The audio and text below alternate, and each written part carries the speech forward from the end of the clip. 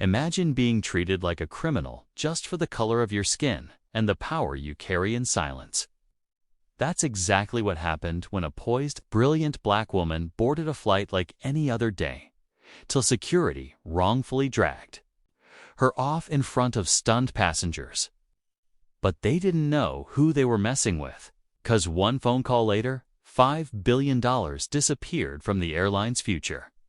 This isn't just a story, it's a lesson in underestimation, legacy, and unapologetic power.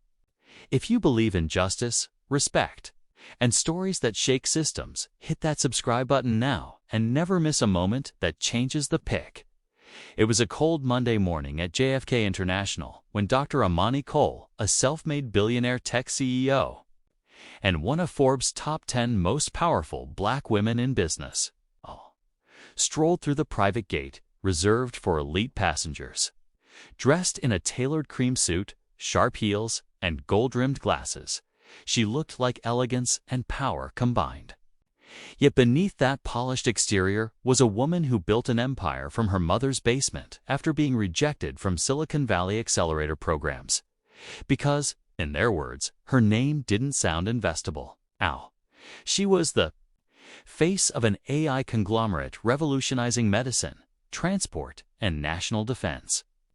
Amani was scheduled to fly to a global summit in London where she was to finalize a $5 billion private funding deal with Stratoverse Capital One that would grant her airline partner a contract so lucrative it would dwarf anything they'd ever handled.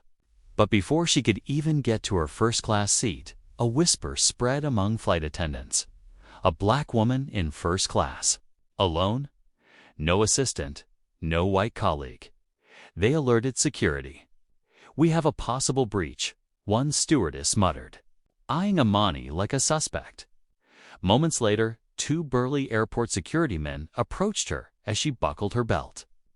"Ma'am, please come with us." Calm but confused, Amani responded, "Is there an issue with the flight?" No answer. She was yanked from the seat as fellow passengers pulled out their phones. A crying baby nearby fell silent as murmurs rose. "I didn't do anything wrong," Amani said, holding up her ID. One officer scoffed. "This says you're the CEO of He paused, smirking Nova Phoenix Industries." "Yeah, right." They pulled her down the aisle, dragging her suitcase behind her like luggage she didn't deserve. No one helped. No one intervened. A single black flight attendant opened her mouth, but her superior glared her into silence. They threw Amani's belongings into the security area while the plane left the gate. And just like that, a $5 billion deal evaporated into disbelief. Amani stood up, brushed herself off, pulled out her phone, and changed within 30 minutes. News hit Twitter. Black woman CEO forcefully removed from flight despite holding first-class ticket. The tweet went viral in seconds. Amani didn't need sympathy, she had power. Her phone call wasn't to a lawyer. It was to Stratoverse Capital's chairman, Charles Marwood, a man who had personally courted her. "For a month?" "Charles," she said coldly, "I was removed from a Sky Global Airlines flight. I'm withdrawing my investment. Immediately." Panic flooded his voice. "Wait. That airline is our top contract," she responded. "Not anymore. You have 15 minutes to release a statement or I'll make my own." Marwood tried calling the airline. No one answered. By then, Amani's name was trending globally. Hashtags like #FlyingWhileBlack, #CEO thrown out, and #Do you know who she is surged past 1 million mentions. Stratoverse released a formal apology, but it was too late. Amani's team had already sent press kits to major outlets. CNN, MSNBC, BBC. Her face was on every screen by sunset. The kicker: a video surfaced from a nearby passenger. Amani was calm, kind, even thanked the staff despite the humiliation. Viewers were outraged. People recognized her. Black girls tweeted photos of her on STEM panels. Graduates tagged her in stories of scholarships she funded. and mothers called her our modern Harriet. But the real plot twist came when Amani announced her replacement investor, Air Nova, a small but rising black-owned airline. She wired them $5 billion within 72 hours. The moment went down in Wall Street history. Sky Global's stock plummeted 43% in 1 week. Executives scrambled to issue a private apology and tried offering Amani a stake to quiet the storm. But she laughed and said, "I don't buy silence. I fund revolutions." Sky Global didn't just lose a deal, they lost credibility. And that credibility was everything in the world of billion-dollar aviation contracts. Leaked emails showed that flight staff had flagged Amani as suspicious without verifying her boarding pass or identity. Internal memos revealed how often random security checks were issued to passengers who didn't fit the clientele. Amani's legal team filed a class action lawsuit alongside 57 passengers who had experienced racial profiling on Sky Global flights. News exploded again. Amani didn't want money. She demanded change. In a press conference, she said, "The issue isn't just about me. It's about every black and brown person who gets asked if they're in the wrong seat. Every woman who gets talked over in boardrooms.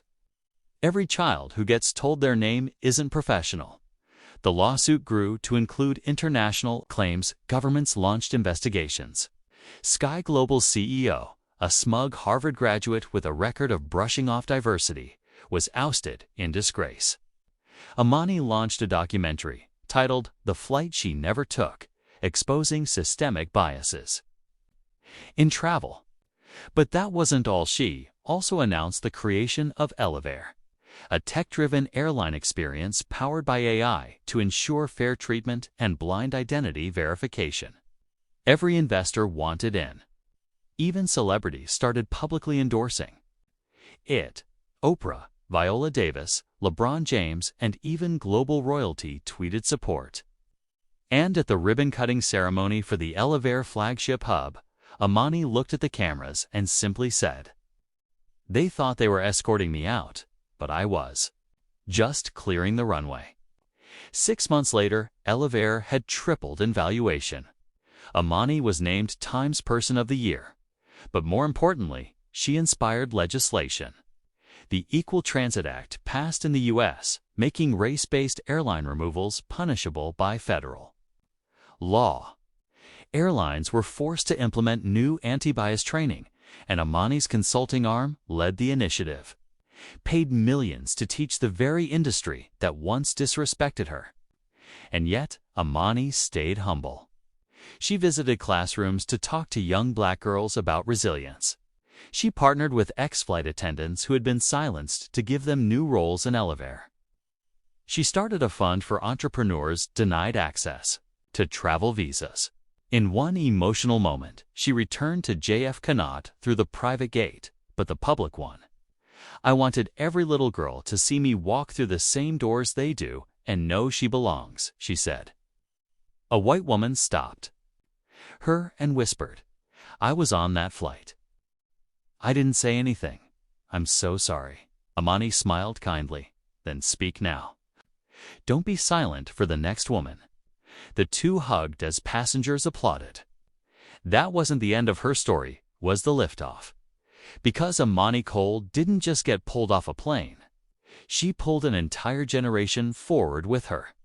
And if you believe in stories that rewrite history, flip injustice into empowerment, and reveal just how unstoppable we can be, then hit that subscribe button now and keep flying higher with us.